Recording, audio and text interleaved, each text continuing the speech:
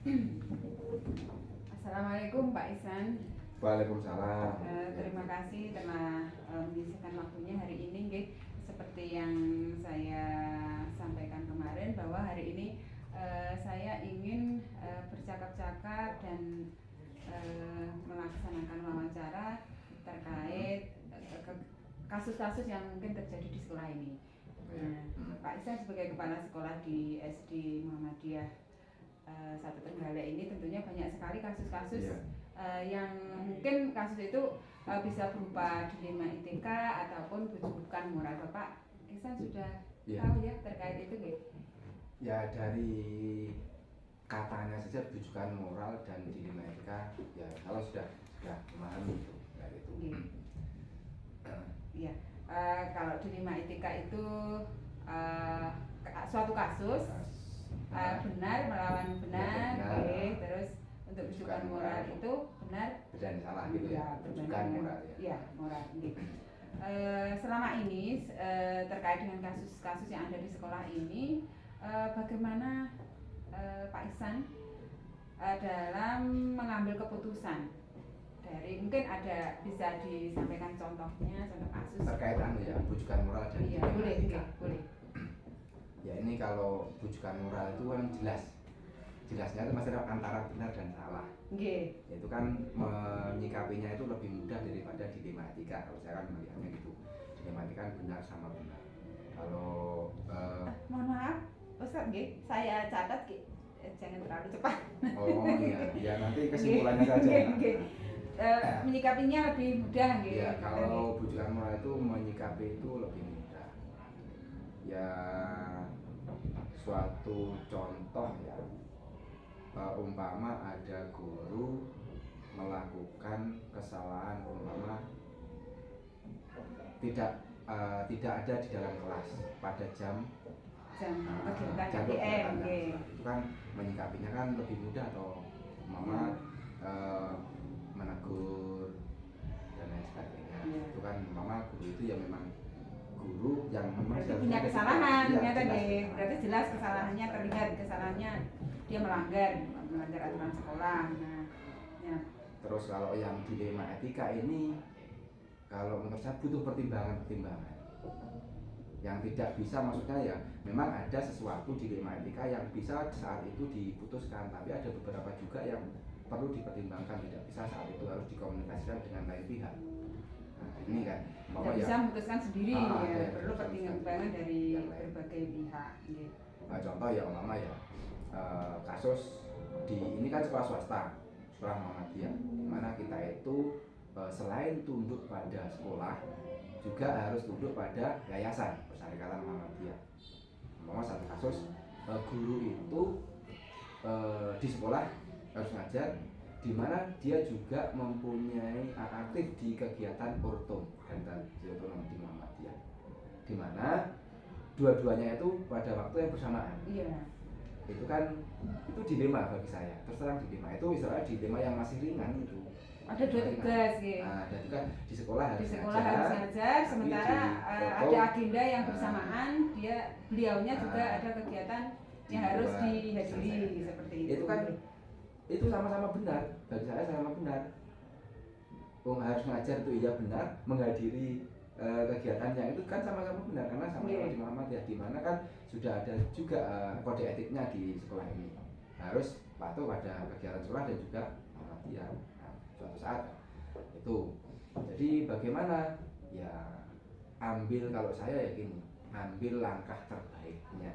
Maksudnya terbaik ini gimana ya, yang sini tidak rugi, yang sini tidak rugi juga. Di sekolah tidak rugi, tidak merugikan sekolah, juga tidak merugikan Ortom. Ini kan sama-sama bisa untung lah, sama-sama tidak merugikan. Nah, misalkan ada kegiatan di sekolah juga harus menghadiri kegiatan di luar. Nah, itu bagaimana panjenengan mengambil keputusan seperti itu? Misalkan kebijakan apa yang panjenengan ambil ketika hal itu bisa tidak merugikan sekolah? Nah, ini ambil sikapnya ya gini, di saya analisis dulu masalahnya kalau itu terkait undangan ya. undangan itu seberapa penting di luar. Apakah dia itu harus hadir sendiri? Kan di Ortom juga ada istilahnya ketua siapa. Nah, tapi kan memang kalau di Ortom itu beda dengan sekolah. Kalau di sekolah itu kan banyak yang bisa menggantikan ya. Tapi kalau Ortom itu tidak banyak yang menggantikan karena kebanyakan juga anggota Ortom itu juga aktif di AUM juga. Di sana kita dulu, oh ini mama dia itu memang harus hadiri kegiatan itu, ikut kegiatan itu harus menghadiri. Jadi ya tetap saya izinkan, tapi dengan syarat. Nah, dengan syaratnya apa? Ya minimal dia itu memberikan tugas atau perencanaan pembelajaran itu disampaikan ke guru yang lain. Hari ini ada tugas seperti ini di kelas kelas 1A harus belajar tentang materi ini. Ada rangkuman itu kalau memang tidak mengerjakan harus ada rangkuman diberikan ke guru kelasnya atau guru yang menggantikan itu. Itu terus jadi kan di sekolah tidak rugi, jadi anak-anak juga tetap mendapatkan pembelajaran di luar juga dia bisa menghadirinya.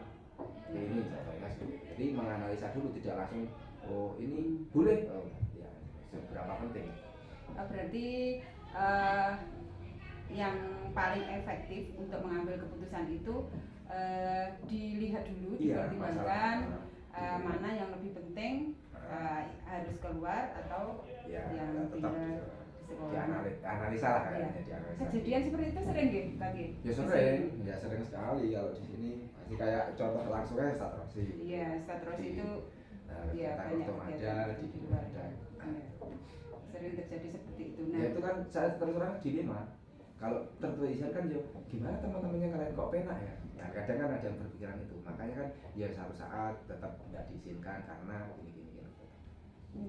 Masalah. Mungkin dalam mengambil keputusan diprioritaskan yang penting itu, adakah tantangan bagi panjenengan dalam mengambil keputusan tersebut terkait kasus yang seperti tadi? Mungkin tantangannya hanya menggantikan tidak ada atau guru kelasnya gimana ya, merasa keberatan karena seringnya ditinggalkan seperti itu. Benar, tantangan itu pasti ada. Tantangan dari apa ya, keputusan yang saya ambil. Bagaimana itu menyikapinya? Ya ajak komunikasi. Istilah kalau memanggil itu kan sawangan ya ajak komunikasi pada orang yang bersangkutan langsung. Secara langsung, oh ini ada tugas, ya saya jelaskan kalau seperti ini gitu. Jadi ini penjelasan komunikasi dengan yang bersangkutan, memang harus melakukan ini, melakukan itu. Jadi dengan komunikasi insya Allah ya bisa menerima lah. Ya memang awalnya berat, tapi dengan pemahaman. Jadi selama ini sering ya terjadi seperti itu. Jadi mungkin panjenengan sudah merancang atau membuat aturan tersendiri jika nanti ada guru yang berhalangan di kelas, mungkin siapa yang menggantikan itu sudah terjadwal ya. Kalau kasus yang itu sudah. Iya. Jadi kan dilematika yang ini ya, masalah kan seringan ya ini kayak seperti itu sudah kalau dijadwal. Umpama ya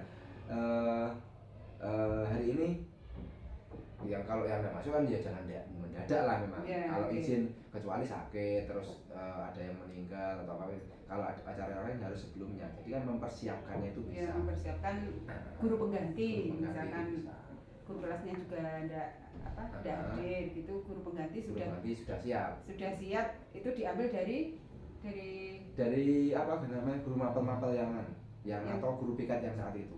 Oh iya, berarti diambilkan dari guru piket yang tidak ada jam gitu ya. Kebanyakan kan yang piket itu yang dari guru mapel itu untuk menggantikan. Terkait penyelesaian keputusan tadi untuk menyelesaikan masalah tersebut, apakah langsung diselesaikan di saat itu juga atau memang sebelumnya sudah dirancang, direncanakan gitu? Apa mungkin membuat kalau prioritas siapa yang menggantikan yang mungkin cocok di kelas ini gitu? Kalau keputusan itu kan kondisional. ada kalau yang ringan bisa langsung saat itu, tapi kalau yang berat tidak bisa, harus dipertimbangkan dulu. Ya seperti itu, makanya kan izin itu harus sebelumnya.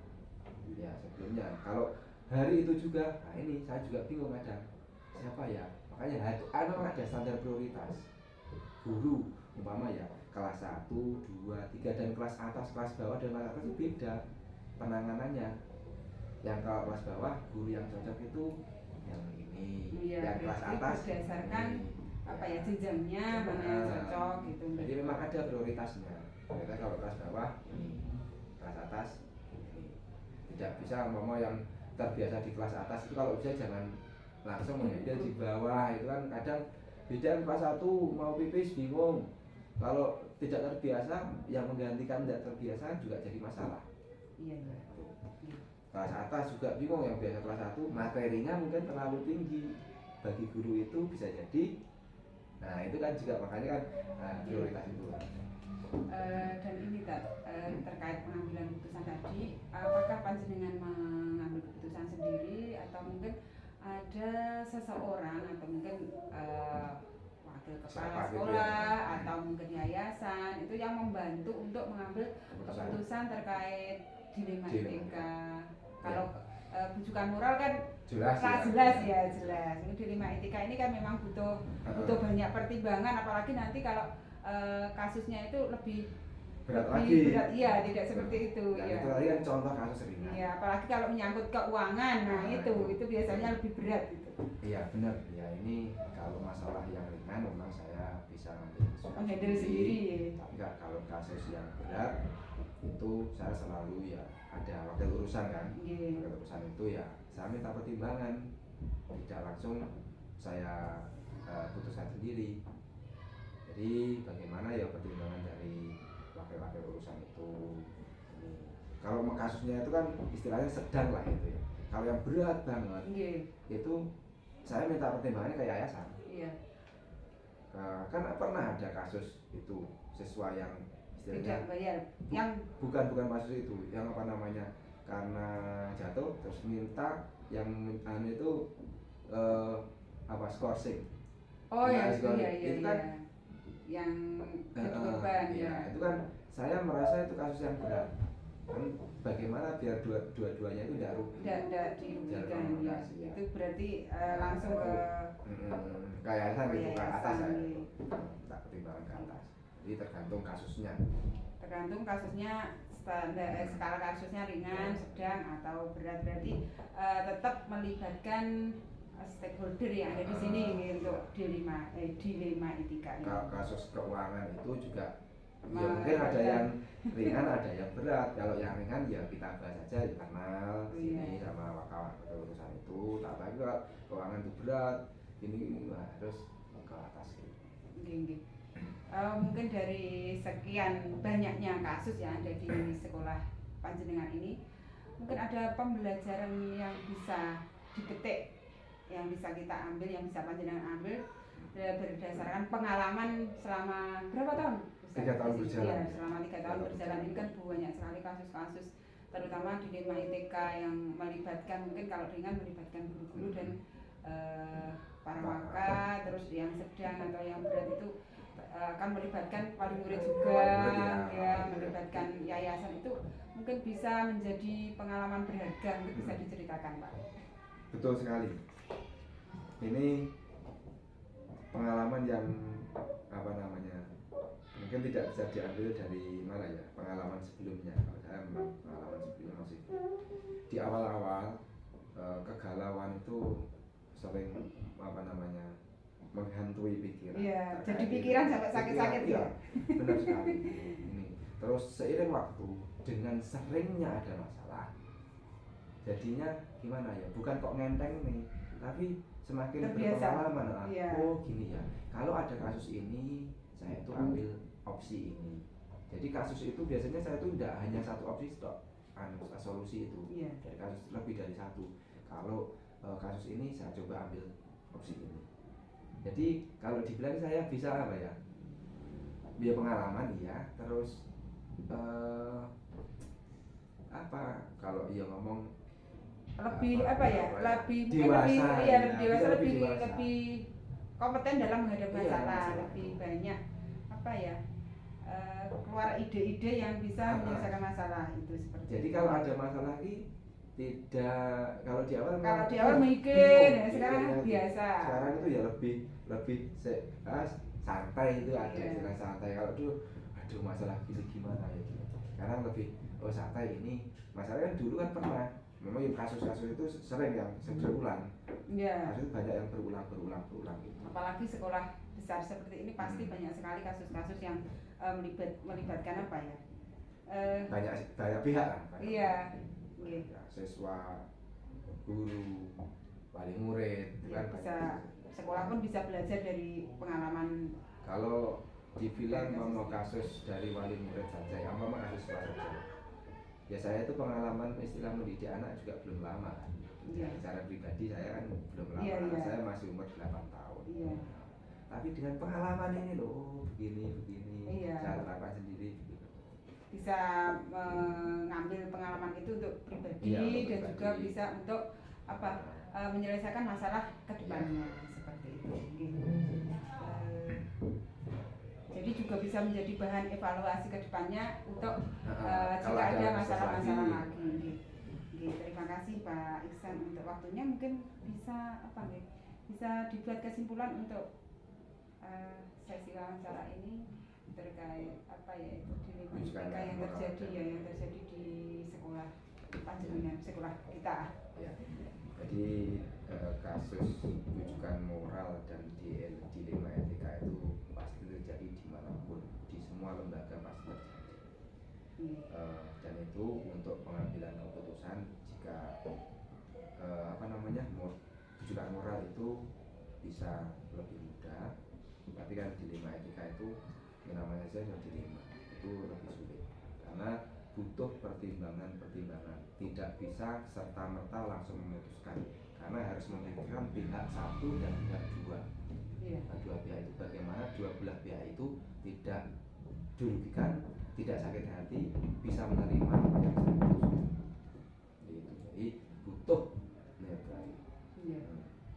Terima kasih untuk waktunya Pak Iksan. Semoga kedepannya dalam menghadapi kasus-kasus yang terkait dengan dilema etika ini lebih mudah diselesaikan. Amin. Terima kasih. Assalamualaikum warahmatullahi wabarakatuh. Waalaikumsalam.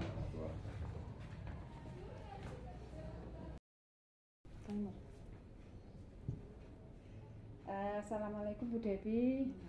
Selamat sore, mohon maaf ini menemui panjenengan di sore hari karena aktivitas sekolah sudah berhenti, sudah libur ya Bu Devi ya. Iya. Terima kasih untuk waktunya. Mohon maaf sebelumnya karena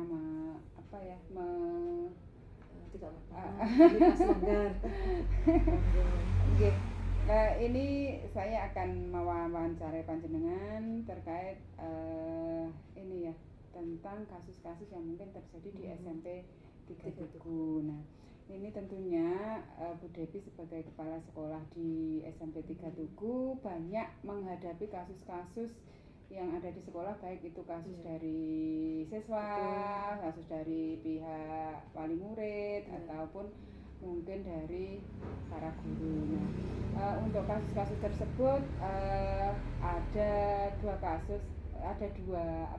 jenis. Misalkan ada yang terkait dengan dilema etika dan rujukan moral. Untuk dilema etika ini adalah tentang keputusan yang benar, melawan benar, sedangkan untuk rujukan moral itu keputusan yang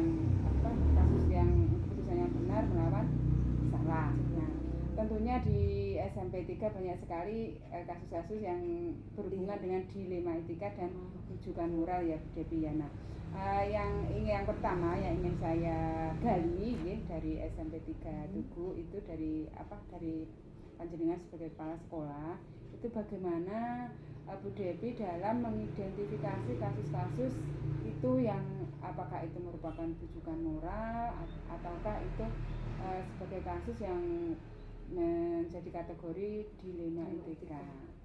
Monggo. langsung ya. Iya langsung.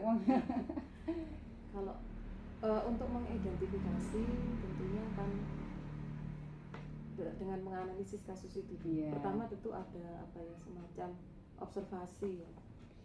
Observasi atau kalau tidak mungkin berdasarkan laporan atau saya mendengar dari pihak-pihak mungkin dari guru, dari siswa atau dari masyarakat. Nah itu kemudian melakukan observasi dulu, baru kemudian kita cerna dulu, yaitu termasuk yang mana gitu ya, baru kita putuskan oh ternyata ini yang dilema etika atau ini yang rujukan. Mungkin seperti itu. Seperti itu ya, ya. Ya berarti nanti untuk mengambil keputusan dianalisis dulu ya, seperti itu ya. Nah terkait dengan dilema etika ataupun rujukan moral ini bagaimana Bu Debbie dalam mengambil keputusan di sekolah, terutama untuk kasus-kasus di mana ada dua kepentingan yang sama-sama benar atau sama-sama mengandung nilai kebajikan, ini berarti masuk ke kategori dilema etika. Ya. Bagaimana Bu Debbie dalam mengambil keputusan jika ada kasus yang terkait seperti itu, mungkin bisa diutarakan contohnya atau seperti apa? Ya agak ini juga ya, tapi pernah ada satu kasus terjadi pada siswa. Yeah. Pada siswa. Di satu sisi ada apa namanya? Agak keras. Di satu sisi ada regulasi sekolah gitu ya. Yeah. Maksudnya bahwa siswa itu kan tidak bebas keluar masuk begitu saja ya. Absensi misalnya, kaitannya dengan presensi kehadiran di sekolah. Terkait dengan izin ya ini? Iya, izin misalnya. Tapi begini, kasusnya seperti ini. Dia itu siswa yang pandai sebenarnya. Yang pandai di kelas. Pandai di kelas, terus apa? Talented juga ya, punya bakat, punya talent. Dan sebenarnya tidak pernah membuat masalah di kelas. Yeah. Kemudian juga termasuk siswa yang aktif di kegiatan, tapi suatu saat dia menghadapi masalah di keluarganya, sehingga dia harus izin, tapi tidak bolos izin. Oh izin, ya. Berarti kan tidak menyalahi aturan. Yeah. Izin yang agak panjang, gitu. Akhirnya menimbulkan satu konflik di beberapa antara lain kecemburuan dari siswa atau beberapa guru yang belum paham apa yang menyebabkan dia tidak masuk. Nah kemudian untuk hal seperti itu berarti kan kita harus duduk bersama, melibatkan orang tuanya juga untuk istilahnya terbuka kenapa, masalahnya apa, dan dicari solusinya seperti itu. Setelah kemudian orang tuanya datang ke sekolah, baru kita bisa mencapai satu keputusan bersama. Ternyata kasusnya itu orang tuanya kerjanya di luar kota. Dia di rumah hanya dengan neneknya dan adiknya yang masih kecil. Terus neneknya sakit. Neneknya sakit dan sakitnya cukup parah dan harus diopname. Sementara orang tuanya nggak bisa menunggu di rumah sakit. Dia tidak ada saudara dekat di situ. Otomatis satu-satunya orang yang harus menunggu neneknya adalah dia. Nah, jadi akhirnya kita cari solusi yang terbaik. Dia boleh izin, tapi bukan berarti dia tidak belajar. Pelajarannya akhirnya diberikan secara daring. Jadi itu tidak melanggar aturan kan akhirnya. Dia juga tidak. Dia sendiri berarti yang diajarkan secara daring hanya karena kondisi. Akhirnya guru-guru yang lain juga bisa menerima. Ya siswa yang lain juga harus diberi pemahaman terutama yang satu kelas dengan dia. Jadi dia tidak melanggar sebenarnya, tapi karena kondisi yang memaksa seperti itu. Ada satu kasus seperti itu. Jadi tidak kita selesaikan sendiri, tapi duduk bersama-sama ya. Ya berarti jikalau ada kasus yang terkait dengan dilema etika itu guru bersama kepala sekolah, mungkin juga wali murid itu cari solusi yang terbaik yang tepat untuk menyelesaikan masalah tersebut. Nah ini terkait dengan dilema etika ini, apakah di sekolah panjenengan ada prosedur tersendiri gitu loh, maksudnya apakah sebelumnya ada aturan aturan untuk menyelesaikan kasus seperti ini, atau memang itu jika ada kasus baru diselesaikan saat itu, atau seperti apa? apa ada prosedurnya, ada aturannya gitu. Ya sebelumnya sih belum pernah terjadi ya. Oh, jadi Iya, kalau untuk apa ya kebijakan itu biasanya kan muncul ketika ada masalah seperti itu ya. Jadi diselesaikan bersama dulu baru ini. Tapi kalau untuk apa ya? Untuk karena sebelumnya belum pernah iya, ada, jadi belum pernah ada aturan kasus itu seperti belum pernah diterbitkan Iya, seperti benar, itu benar. ya. Berarti itu apa ya istilahnya? Apa ya? Occasional ya langsung. Iya, oh iya. Begitu ada kasusnya gitu. Jadi kita memutuskan. Nah, iya, untuk ini ya, untuk mengambil keputusan dari kasus-kasus tersebut itu mungkin ada langkah-langkah ya, hal-hal yang panjenengan anggap paling efektif dalam mengambil keputusan untuk menangani kasus-kasus yang terkait dengan dilema etika. Kalau untuk pengambilan keputusan itu pertama ya tidak bisa sendiri, harus melibatkan pihak terkait. Belum semua ya mungkin, tapi secara misalnya guru BP kayak kasus tadi seperti Iya. kasus tadi. Berarti yang pertama adalah guru BP-nya dulu dan wali iya. kelas. Mungkin terbatas seperti itu. Kemudian wali murid dengan memanggil wali murid, baru kemudian dibicarakan. Jadi yang paling efektif adalah melibatkan yang langsung terkait itu BP, wali kelas dan wali murid. Misalnya seperti itu.